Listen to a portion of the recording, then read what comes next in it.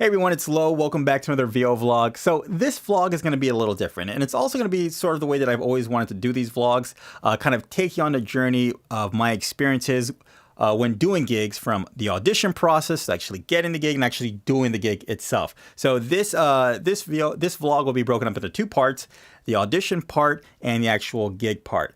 Now, a lot of times whenever I do the audition or the actual gig part, I always take away some kind of nugget of wisdom or experience every single time, whether it be in the audition or the actual gig itself. I always come away with something that's actually going to make me better, as far as making my auditions better, or actually making the actual experience of the gig itself better, and picking up some kind of some tips that'll kind of get me through something. Because every single time there's always a new lesson to be learned. Like I said before, whether it's just kind of getting through the actual part or kind of dealing with the other people on the other side of the microphone. All right, so let's start off with the audition. I'm at work and I get an email, and it's an audition for a let's just say, since I actually landed the gig, I'm not sure if I can say what it is, but let's just say it's a very popular sandwich company that makes really long sandwiches. Okay? All right, so I get an audition, and it says that they are doing auditions today. If you have time, go ahead, go to their studio so you can do the audition process. The auditions have to be in by Thursday. That's the very next day, Thursday by 12 o'clock.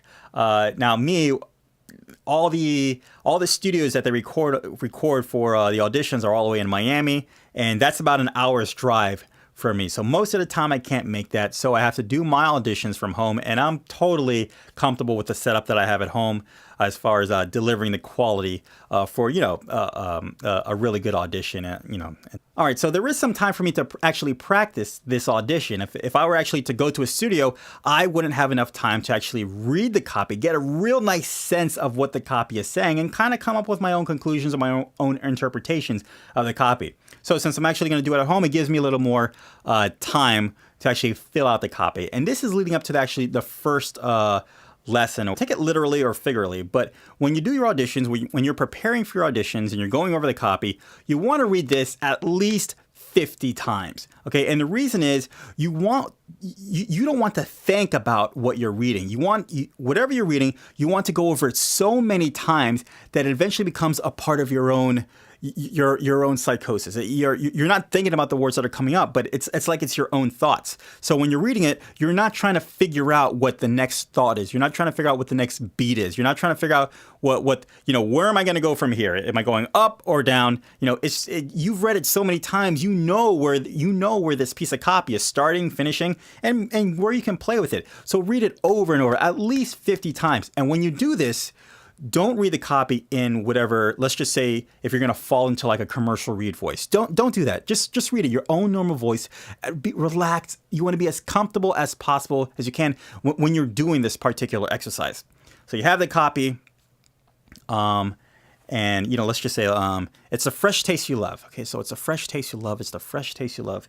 It's and just be relaxed with it. It's a fresh taste you love. Just go over and over and over again, and until you're just enough. And read the entire thing over and over. And I know I'm repeating myself, but it's true. It's a good example is let's just say there's like a test that you're going to take the very next day, and you're cramming, and then you take the test, right? And the next day, let's just say maybe a couple hours or maybe the day after the test or whatever kind of a thing you were reading.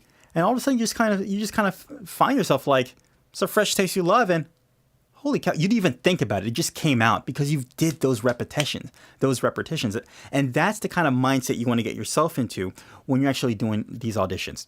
Don't worry about how you're saying it. It's the fresh, no. It's the fresh taste you love. It's the fresh taste you love. Hey, it's the fresh taste I love. It's the fresh taste you love. Just practice, just having it come out, have your mind work out the kinks of what's going on within the copy. So just go over and over and again until it just kind of, like I said, when it comes out of your mouth, it shouldn't sound like you're reading. It shouldn't sound like you're actually thinking about the next words or the next lines. It should just sound like everything you hear is your thought, because that's what they're looking for. When they hear your audition, they want to hear someone that is reading the copy and whatever they're saying is just coming straight from their heart. It doesn't sound like they're reading it. It just sounds like it's just a thought they had, and they're just kind of communicating it. And that is the direction today's voiceovers are going in. Making a connection and just communicating a message with someone without sound like you're trying to communicate. And that's the secret. Think about it. Whatever you see all these commercials today, they're not really trying to announce to you, unless that's what they're actually doing. It's just like, hey, stop by and get some kind of chicken because you're going to like it. And why not? Because everybody's buying it and it's on sale. That's the kind of read that they're looking for. Just be yourself. Okay, so that's the lesson I wanted to make. Okay, so I did the audition itself, sent it off just in time. It was only about like a day and a half time that you had to submit the audition. So I was able to send it off. And I also want to make another note that the audition that was done was not for TV or radio. It was actually a pitch job. And this is a market in itself. Not everything you're going to do will actually air on radio or TV or, like the internet or whatever. There is a business itself where actually creative companies vie for business with, actual companies or brands where they take a concept and they come up with like a whole creative plan, and they'll actually create a commercial. They'll hire a voice actor. They'll hire actors. They'll get camera crews, and they'll actually film a real mock commercial that looks like it could actually be on TV, and it probably is meant to be on TV. And what they do is they try to pitch, hey, this is our idea, this is our concept. Will you buy this from us? And this is what this particularly was.